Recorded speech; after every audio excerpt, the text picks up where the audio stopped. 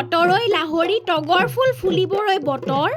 ফুল পানী চিগাতে ঢোলৰ মাত শুনিলো গছকত ভাঙি যাওঁ যতৰ বিহু বুলিলে অসমীয়াৰ দেহ মন হাত পৰি যায় সেইদৰে ঢোলৰ মাত শুনিলে অসমীয়া নাচনীৰ গাত তত নোহোৱা হয় বিহুৰ মুখ্য বাদ্য ঢোল নিৰ্মাণৰ ক্ষেত্ৰত চোতাল বিহুৰ আৰম্ভণিৰে পৰা ফুল পানী চিগাৰ বিশেষ নাম আছে কিন্তু কালৰ গৰাহত পৰি ফুলপানী চিগাত ঢোল বাদ্য শিল্প প্ৰায় নোহোৱাৰ দৰে হৈছে বিভিন্ন কাৰণত এই শিল্প লুপ্তপ্ৰায় হ'লেও শিৱসাগৰ জিলাৰ ফুলপানী চিগাৰ বেতনী চুক বলিমিয়া গাঁৱৰ একেটা পৰিয়ালৰে দুই ভাতৃয়ে আজিও শিল্পটোক জীয়াই ৰখাৰ চেষ্টা কৰিছে দুয়ো ভাতৃ উজ্জ্বল শইকীয়া আৰু অমিত শইকীয়াই শিল্পটোক সাধনা ৰূপত মূল জীৱিকা হিচাপে গ্ৰহণ কৰিছে নৱপ্ৰজন্মৰ অনীহা আৰু চৰকাৰী পক্ষৰ অমনোযোগিতাৰ বাবে শিল্পবিধ বিলুপ্ত হোৱাৰ উপক্ৰম ঘটিছে বিষয়টোৰ সন্দৰ্ভত শিল্পী অমৃত শইকীয়াই কি কৈছে শুনো আহক শিৱসাগৰৰ পৰা ইমৰান ৰহমান বিগ নিউজ আছাম স্বৰ্গদেউ ৰুদ্ৰসিংহই যেতিয়া গছতলৰ বিহু আনি ৰংঘৰ বাকৰিত প্ৰতিষ্ঠা কৰিছিল তেতিয়াৰ পৰা এই বিহু প্ৰধান বাদ্য ঢোল এই ঢোল শিল্পটো আমাৰ ফুলপানী চিগা বেতনী চুক বলিমিয়া গাঁৱত প্ৰতিষ্ঠা কৰিছিল আৰু তেতিয়াৰ পৰা মানে পৰম্পৰাগতভাৱে এই শিল্পটো আমাৰ গাঁৱত চলি আহিছে আৰু বৰ্তমান আমি এঘৰহে এই শিল্পটো জীয়াই ৰখাত মানে সক্ষম হৈছে এই বছৰ আমি নতুন ঢোল আমাৰ 50টা বনাইছোঁ আমি কঁঠাল কাঠেৰে নিৰ্মাণ কৰিছোঁ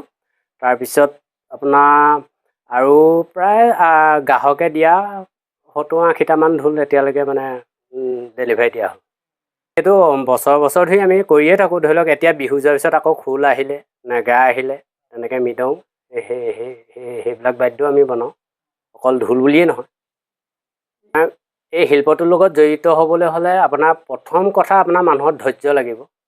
ধৈৰ্যটো প্ৰধান বস্তু তাৰপিছত আপোনাৰ কেঁচা সামগ্ৰীসমূহ লাগিব চামৰা কাঠ আৰু মূলধন নহ'লে ধৰি লওক কোনো এটা ব্যৱসায় বা আপুনি শিল্প জীয়াই ৰাখিবলৈ কোনো আৰু এই কামটো কষ্টকৰ আৰু মেন পাৱাৰটো লাগে মানে প্ৰধানিক সেইকাৰণে এতিয়া কিছুমানে ধৰি লওক সেই আৰ্থিকভাৱে যিখিনি মানুহ দুৰ্বল ধৰি লওক মূলধন নহ'লেতো এইটো কামটো হেৰি কৰিব নোৱাৰে সেইকাৰণে মানে এৰি দিবলগীয়া হৈছে এতিয়ালৈকে চৰকাৰীভাৱে কোনো সাহাৰ্য পোৱা নাই আপোনালোক মিডিয়া বন্ধুসকল আৰু অসমৰ ৰাইজে আমাক যিটো মানে মৰম চেনেহ আৰু উৎসাহ জনাইছে আমি সেইটোকে সম্পদ লৈ আমি এই শিল্পটো জীয়াই ৰাখিছোঁ মানে নৱপ্ৰজন্ম তেনেকৈ আগবাঢ়ি অহা নাই শিল্পটোৰ কাৰণে মানে আপোনাক কষ্টকৰ আজিকালি চবকে সহজলভ্যত লাগে ধন সেইটো কাৰণে আৰু যদি চৰকাৰে যদি সদিচ্ছাই এই শিল্পটো জীয়াই ৰখাত যদি আমাক ধৰি লওক আৰ্থিকভাৱে কিবা সহায় কৰিলেহেঁতেন বা নহওঁ এতিয়া ধৰি লওক কোনোবাই গান এটা গালে কাৰোবাক শিল্পী পেঞ্চন দিছে কিন্তু আমি যে এই শিল্পটো ধৰি ৰাখিছোঁ এই শিল্পটো ধৰি ৰখা আমাক যদি তেনেকৈ শিল্পী পেঞ্চন হওক বা তেনেকৈ যদি চৰকাৰে সহায় কৰিলেহেঁতেন তেতিয়া নৱপ্ৰজন্ম আগবাঢ়ি আহিলেহেঁতেন ধৰি লওক আমাকে দেখি হয় বোলে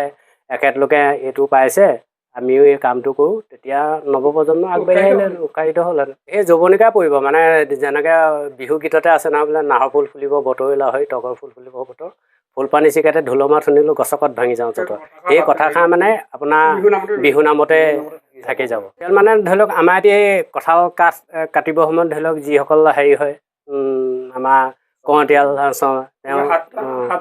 7-8জনমান মানুহৰ মানে সেইটো হেৰি হয় আপুনি আমাৰ উপকৃত হয় আৰু ধৰি লওক এতিয়া চামৰা ধৰি লওক চামৰাটো লাগিব চামৰাটো ধৰি লওক সেই যিসকলে চামৰা ব্যৱসায় কৰে তেওঁলোকো আমাৰ পৰা উপকৃত হৈ আছে আমিও তেওঁলোকৰ পৰা হেৰি হৈছোঁ আমি এইটো তেওঁক কাকজানৰ পৰা আনো ধৰি লওক এতিয়া মুছলিমসকলে যদি গৰু ভক্ষণ নকৰে বা ব্যৱসায়টো নকৰে তেতিয়া আমাৰ এই শিল্পটো জীয়াই নাথাকে আমাৰ নামঘৰ হৰি মন্দিৰত ধৰি লওক দবা ভাগো নেবাজে ভাওনা সভাত খোল ভাগো বজাবলৈ মানে অসুবিধা হ'ব